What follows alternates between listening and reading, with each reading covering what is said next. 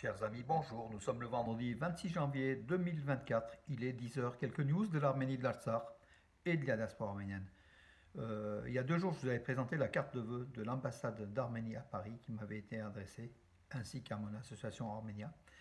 Je viens de recevoir donc aujourd'hui la carte de vœux de la République du Haut-Karabakh, la représentation de la République du Haut-Karabakh qui émet ces cartes donc, de vœux, donc avec un petit mot toujours gentil en fait, hein, voilà, de la part de Vaneske Orkan, le représentant de la République de l'Artsakh en France. Bravo, on soutient l'Artsakh, on soutiendra l'Artsakh jusqu'au bout et à ce propos-là. Dans 50 villes d'Europe, il y aura une manifestation donc samedi, donc demain et après-demain, dimanche 28 janvier, pardon. À Valence, ça sera donc à 17 heures devant la fontaine monumentale de la ville, hein, boulevard Mansell, que tout le monde connaît. Il y aura une manifestation au profit à 17 heures ce dimanche, donc 28 janvier, au profit de la cause de l'Artsakh avec la demande de la libération des prisonniers de guerre arméniens détenus illégalement en Azerbaïdjan, ainsi que les prisonniers politiques qui sont toujours détenus, dont les anciens présidents de la République d'Artsakh, qui sont détenus de façon illégale à Bakou. On dénoncera cela, puis on dénoncera aussi l'invasion de l'Artsakh, et puis le droit au peuple de l'Artsakh de retourner sur ces terres, mais en toute sécurité tout simplement. Hein, voilà, parce qu'aujourd'hui, même à l'IFD, ils peuvent revenir, mais personne n'ira s'il n'y a pas la sécurité qui est garantie, la sécurité physique de ces 120 000 à 150 000 Arméniens de l'Artsakh qui sont pour la plupart réfugiés en Arménie. Voilà mes amis. Et puis donc hier, on a lu dans Libération donc un article qui est très très intéressant. Rachida qui sent le gaz, Rachida Dati, celle qui veut briguer la mairie de Paris et qui est ministre de la Culture alors qu'elle ne connaît rien à la culture.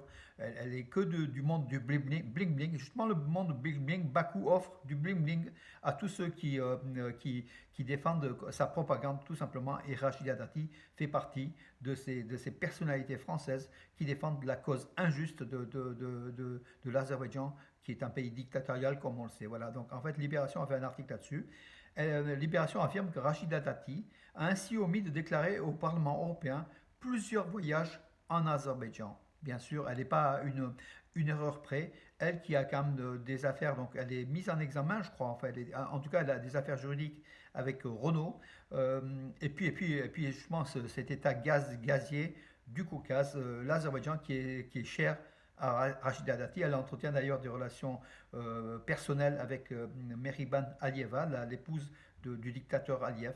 Voilà ce que c'est que la France. Voilà la ministre de la Culture, mes amis. C'est honteux que Macron ait nommé pour à des visées politiques. Hein. Sarkozy peut-être pour avoir des voix, surtout par rapport aux Européennes qui vont se présenter. Mais en tout cas, c'est un très très mauvais calcul. Monsieur le gouvernement, enfin le gouvernement donc, français s'est trompé. Elle n'est pas à sa place. Rachida Dati, elle devrait être plus donc en justice devant et pas du côté des magistrats, du côté des accusés, plus qu'au ministère de la Culture.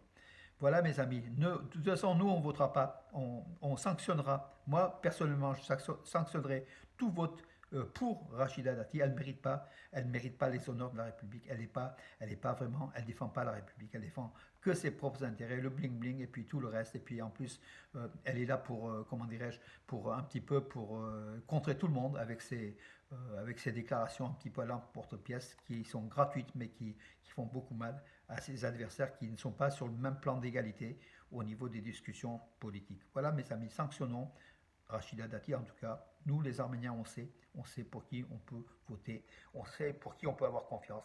En tout cas pas pour ceux qui défendent la cause injuste de l'Azerbaïdjan, dont Rachida Dati est l'une des meilleures ambassadrices. Je finis donc, je ferme la parenthèse. Donc l'Arménie transférera 8 nouveaux registres donc des champs de mines à l'Azerbaïdjan. C'est ce que a déclaré le service de sécurité nationale d'Arménie. Ils ont trouvé donc parmi des centaines et des centaines de cartes, de nouvelles cartes, 8 nouvelles cartes des mines. C'est ce que exigeait l'Azerbaïdjan. Elle appelait la communauté internationale à sanctionner l'Arménie qui ne fournissait pas les bonnes cartes des mines en Artsakh en fait. Hein, lors de la guerre de l'Artsakh, durant les 30 années, les champs étaient minés bien sûr des deux côtés. Et là, l'Azerbaïdjan veut les cartes des mines réalisées par l'armée arménienne. Alors, l'historien russe Mikhail Smolin, donc à la télévision russe, hein, donc il a affirmé que qui sont les Azerbaïdjanais, point d'interrogation, une telle nationalité n'existe pas. Voilà, il a démontré que grâce à l'Union soviétique, des États se sont formés, donc comme le Kyrgyzstan, l'Ouzbékistan, le Kazakhstan et l'Azerbaïdjan. Voilà, donc et la nationalité n'existe pas tout simplement parce que ce sont des républiques qui sont devenues soviétiques et qui ont pris le nom d'Azerbaïdjan ou autre. Voilà. Donc, en tout cas, le terme Azerbaïdjan est né donc en 1920 ou 18 par les Anglais, donc, qui étaient à Bakou, qui étaient dans la région, donc l'Irak et puis l'Azerbaïdjan actuel. En tout cas, voilà, donc l'Azerbaïdjan est une nation qui se revendique d'une histoire ancienne, très ancienne. Peut-être les peuples qui y sont ont des histoires très anciennes, comme le peuple arménien qui était là-bas depuis des millénaires hein, aussi. Voilà. Mais en tout cas, l'État d'Azerbaïdjan n'a pas de passé, comment dirais-je, n'a pas d'histoire, n'a pas de passé, a été formé au XXe siècle. Ça, on le sait. Lavrov, donc la Russie, donc une nouvelle fois, elle n'est pas un mensonge près. Donc Lavrov, le ministre russe des Affaires étrangères, affirme que la question du déplacement des soldats de maintien de la paix russe au Haut-Karabakh ne concerne pas la partie arménienne. En fait, c'est-à-dire des accords entre Moscou et Bakou, tout simplement. Hein, la présence des 2000, un peu moins de 2000 soldats russes de paix en Artsakh qui n'ont pas joué leur rôle, qui aujourd'hui l'Artsakh est dépeuplé de sa population arménienne, n'ont aucun rôle à tenir, mais d'après Moscou, d'après le Kremlin, euh, ils ont un rôle quand même, à la demande de l'Azerbaïdjan, un rôle d'aide sans doute à l'Azerbaïdjan. Alors il s'avère que le partenaire fiable ni un partenaire, affirme l'ambassadeur d'Arménie à Athènes, Dikran Megodetchan, suite à l'expulsion de l'Azerbaïdjan au moins pour un an de l'APCE. Donc l'Assemblée parlementaire du Conseil de l'Europe, l'Azerbaïdjan a été sanctionné, a été exclu au moins pour un an. Donc les députés qui étaient au Conseil de l'Europe, les députés azéris, ont quitté les lieux. Voilà, donc l'Azerbaïdjan qui n'a pas répondu à un certain nombre de demandes de l'Europe, dont la visite du corridor de la Chine lors du blocus, dont le sort des Arméniens de l'Artsakh victimes d'une opération ethnique, dont l'agression de l'Artsakh en 2020. En fait, tout va mal entre Bakou et l'Europe. Voilà. Et puis, prochaine étape, on attend hein, donc l'arrêt de la fourniture du gaz russo-azéri à l'Europe.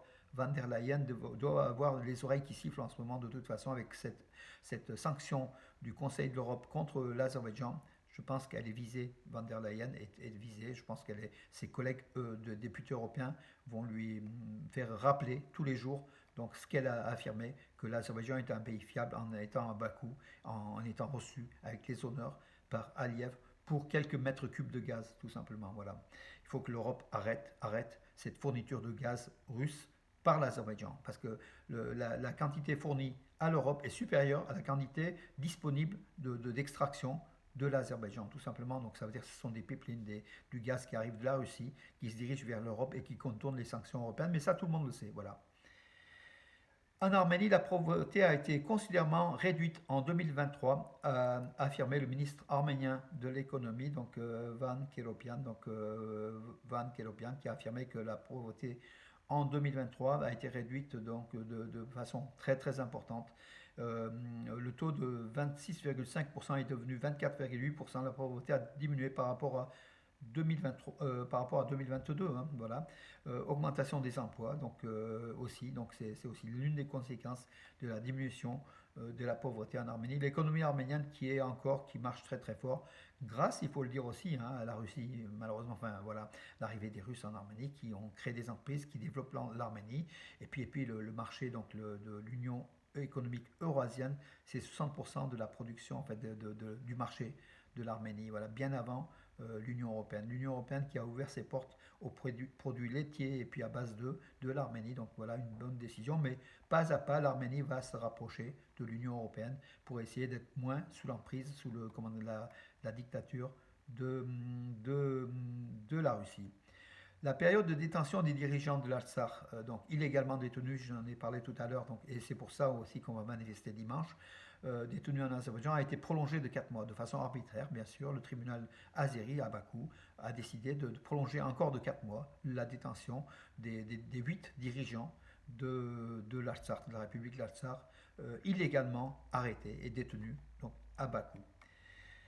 Voilà mes amis, et puis je salue quand même donc hier le lancement de l'année 2024, l'année Misak Manouchian, à la mairie, donc à l'hôtel de ville, salle des mariages d'hôtel de ville par Nicolas d'Aragon et puis beaucoup de monde, dont Jean-Pierre Sacoun, celui qui a porté avec la ville de Valence, qui a porté avec l'unité laïque, son association, qui a porté le projet de la panthéonisation de Missak Manouchian et qui a abouti, puisque le 21 février, Missak Manouchian entrera au Panthéon pour le grand bien bien sûr de la France, avant tout, il s'est sacrifié pour la France. Cet Arménien étranger, communiste, résistant, poète, il avait toutes les qualités, Missak Manouchian, qui était francophile.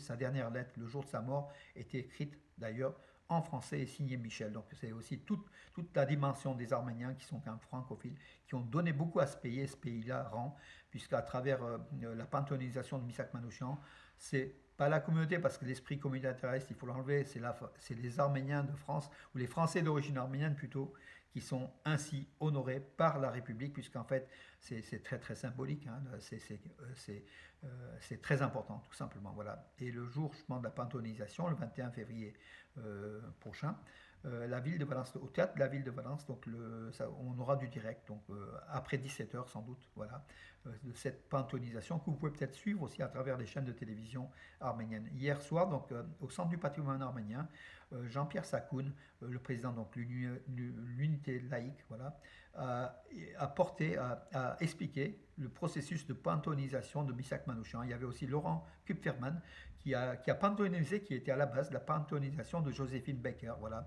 Et étrange, ils sont nés la même année 1905, ils sont arrivés la même année 1925 en France. Beaucoup d'éléments qui coïncident entre ces deux personnalités, voilà, qui ont donné, pas pour le musical, pour Joséphine Baker, c'est pour la résistance, et pour Missak Manouchian, pas pour le poète arménien qui était, mais pour la résistance face aux nazis, pour défendre la France qu'on aime et qu'on est attaché et qu'on défendra jusqu'au bout.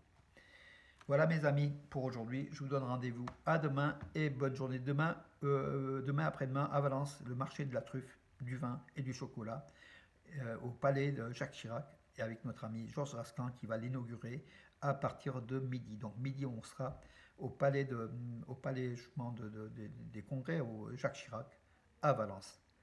Bonne journée et à demain.